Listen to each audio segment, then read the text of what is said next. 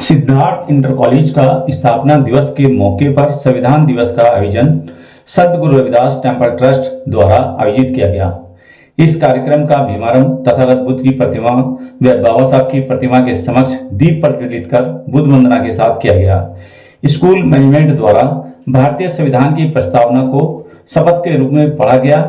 आज के इस कार्यक्रम में प्रशासनिक अधिकारी, राजनेता, धार्मिक व सामाजिक लोगों ने हिस्सा लिया। स्कूल के बच्चों द्वारा संविधान व धार्मिक प्रस्तुति मंच द्वारा प्रस्तुत की गई, जिनमें सभी का मन मोह लिया। स्कूल प्रधानाचार्य सरमवीर सिंह, ट्रस्ट के अध्यक्ष हर्षरूप ठेकेदार, महासचिव आरबी सिंह आदि ने आए हुए अतिथियों को स्थापना दिवस का प्रतीक चिन्ह देकर सम्मानित किया गया। मंच के माध्यम से अतिथियों ने बच्चों व उनके अभिभावकों का भाषण के माध्यम से संविधान व शिक्षा क्यों जरूरी पर मार्गदर्शन किया।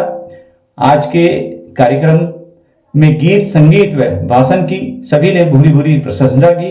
देखते हैं एनपीटी न्यूज इंडिया की ये खास कवरेज सिद्धार्थ इंटर कॉलेज, नवी मार्केट, जटवाड़ा, गाजियाबाद से। धन्यवाद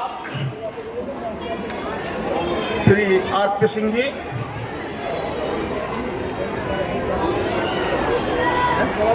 वैज्ञानिक सोच के कट्टर समर्थक तथागत बुद्ध लॉर्ड मैकाले और बाबा साहब को कोटि कोटि नमन करते हुए आज मनाए जा रहे संविधान दिवस और सिद्धार्थ इंटर कॉलेज का स्थापना दिवस के अवसर पर आप सभी को हार्दिक बधाई देते हुए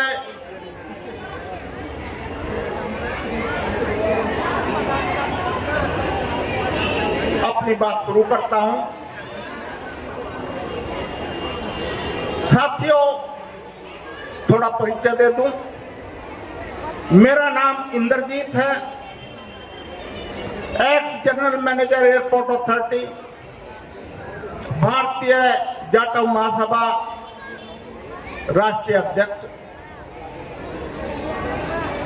साथियों, इस प्रोग्राम का मेरे पास जो निमंत्रण आया उसमें एक गंभीर मुद्दा लिखा हुआ था। मुद्दा था आर्थिक और धार्मिक क्षेत्र में विचारों का सशक्तिकरण, एम्पावरमेंट। क्योंकि आज संविधान दिवस हम मना रहे हैं और मनाने से पहले यहाँ उपस्थित अधिकतर लोग बुद्ध और बाबा साहब के अनुयायी हैं, तो मैं धार्मिक क्षेत्र में थोड़ा सा प्रकाश डालूंगा। साथियों, मैंने बुद्ध सा नाम लेने से पहले, बुद्ध का संबोधन करने से पहले कारुणिक, महाकारुणिक जो शब्द हम यूज करते हैं उसकी जगह वैज्ञानिक सोच के कट्टर समर्थक कहा है। साथियों, बुद्धिज्म को लोग या बुद्ध को इसलिए ज्यादा नहीं जानते कि बुद्ध महाकारुणिक थे। ये शब्द किसी ऐसे व्यक्ति का जोड़ा हुआ है जिसकी मानसिकता रही है कि ये समाज आज भी अंधविश्वास में रहे, अंधविश्वास को न छोड़े। क्योंकि जब हम करुणा की बात करते हैं तो मातृशक्ति,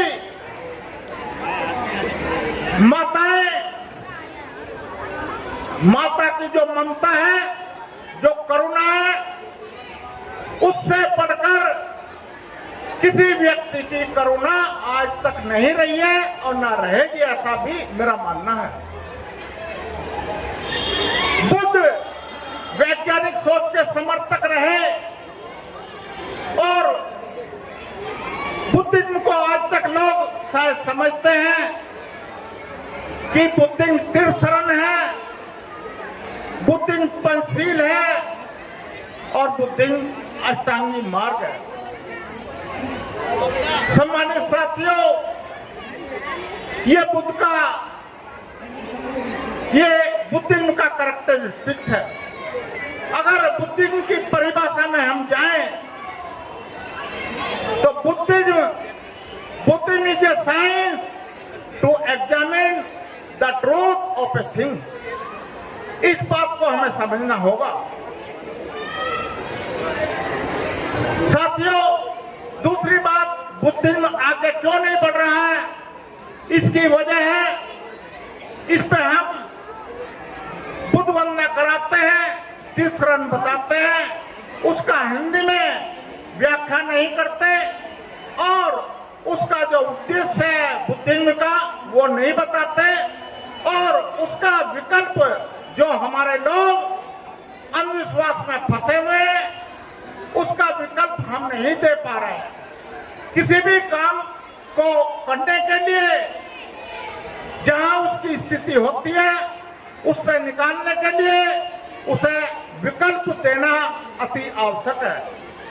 साथियों, अब क्योंकि संविधान दिवस हम मना रहे हैं, मैं संविधान की बात करता हूं। मेरे बहुत सारे साथी में वक्तागण भी होंगे या वकालत की पढ़ाई भी की होगी।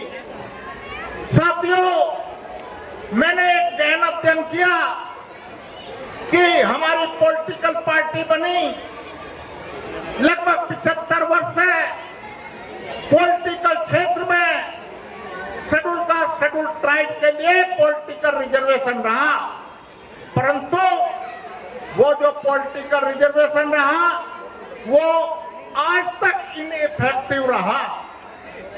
उसका कारण क्या है, वो सुनने क्यों है? हमारे नेता जीत करके जाते हैं, चाहे वो एमपीओ के विधायक हो, और वो जब कोई काम नहीं कर पाते हम लोग उनको दोषी ठहराते हैं, जबकि वो गलत है। ऐसा नहीं है। जो लोग इस समाज में पैदा हुए वो आपका मुद्दा उठाने का उनका इंटरेस्ट नहीं है, वो उठाना चाहते हैं, परंतु उन पर एक लगाम एंटी डिफेक्शन लॉ लगा हुआ है। साथियों, सबसे पहले हमें किसी पॉलिटिकल पार्टी बिल्कुल बनाने की जरूरत नहीं है। बाबा साहब ने जो पॉलिटिकल रिजर्वेशन अंडर सेक्शन 330, 332 में दिया है, उसमें कहीं ये नहीं लिखा कि जितने एमएलए या एमपी की रिजर्व सीट है इस पे पॉलिटिकल पार्टी अपना कैंडिडेट उतारेंगे, कहीं नहीं लिखा। जब मैंने आरटीआई डाली इलेक्शन कमीशन में तो जवाब आया कोई भी political party schedule caste schedule tribe को बिलोंग नहीं करती है, और दूसरा जवाब आया कोई ऐसा व्यवस्था भी नहीं है जो उसमें अपना कैंडिडेट उतार सके। मेरा मानना है ये जो पॉलिटिकल पार्टियां हैं ये अवैध रूप से रिजर्व सीट पर अपना कैंडिडेट उतारती हैं, भले वो कैंडिडेट रिजर्व तो बिलोंग करता हो। 1 मिनट में खत्म कर दूं। उसके बाद जब मैं आगे बढ़ा इसी बात को लेकर के कि कोई ऐसा नियम नहीं है, तो मैंने एक लेटर 5 पेज का लिखा संबंधित संस्थाओं को, मुख्य तौर से इलेक्शन कमीशन को। इलेक्शन कमीशन ने शेड्यूल कास्ट के नोटिस पर 4 रिमाइंडर पर भी जवाब नहीं दिया। उसके बाद मैंने under section 32 of the constitution of India एक PIL पब्लिक इंटरेस्ट लिटिगेशन दायर सुप्रीम कोर्ट में की, और उस PIL को लगभग 1 महीना रजिस्ट्रार ऑफिस के वहां पड़ा रहा, उस पर डिफेक्ट लगते रहे। उसके बाद 14 तारीख को PIL पे सुनवाई हुई और PIL में ये डायरेक्शन दी सुप्रीम कोर्ट ने कि आप एक बार संबंधित संस्थाओं के पास जाइए और जो आपकी रिक्वेस्ट है उस रिक्वेस्ट को रखिए। अगर वो नहीं सुनते तो दोबारा आपके लिए दरवाजे खुले हैं।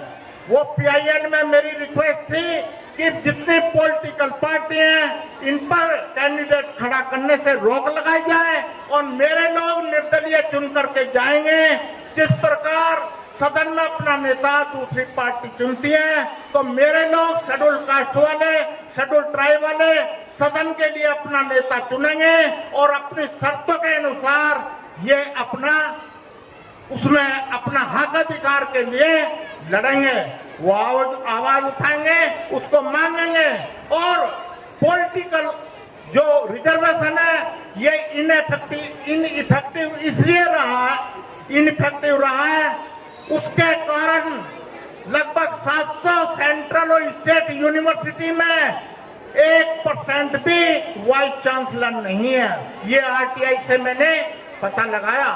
दूसरा, 402 पब्लिक सेक्टर अंडरटेकिंग है, उसमें भी 1% चेयरमैन, चाहे वो भैल हो, चाहे एयरपोर्ट अथॉरिटी हो, चाहे जेल हो, इनमें भी 1% चेयरमैन मेरे नहीं है।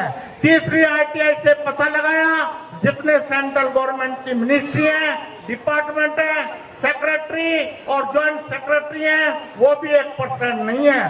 चौथी बात, MLC पे आता हूँ, 100 MLC यूपी में होते हैं और उस MLC का आप देखे आश्चर्यचकित होंगे। उस 100 MLC में 26 MLC ब्राह्मण समाज के हैं, 27 ठाकुर हैं, 37 OBC के हैं और 8 वैश्य समाज से हैं। मुस्लिम समाज से 5 हैं। और आश्चर्य की बात यह है, शेड्यूल कास्ट का 21% रिजर्वेशन होते, मतलब रिजर्वेशन तो नहीं है, 21% पॉपुलेशन होते हुए केवल 2 MP शेड्यूल कास्ट के हैं और शेड्यूल ट्राइब का तो 0 है। यानी कि मुस्लिम समाज के लगभग 15 MLC और शेड्यूल कास्ट के लगभग 20 MLC दूसरे लोगों के उसमें चला गया है। साथियों, क्योंकि संविधान में रिजर्वेशन नहीं है, पर संविधान में आर्टिकल 14, 15, 16 ये कहता है समानता का अधिकार के तहत हमारे MLC इतने होने चाहिए। तो ये जो बड़ी चीजें मैंने पता लगा करके आपको बताई हैं, समय ज्यादा नहीं है। पुनः RP सिंह जी को धन्यवाद देता हूं और आपको पुनः सभी को हार्दिक बधाई देते हैं। जय हिंद, जय भारत, जय भीम।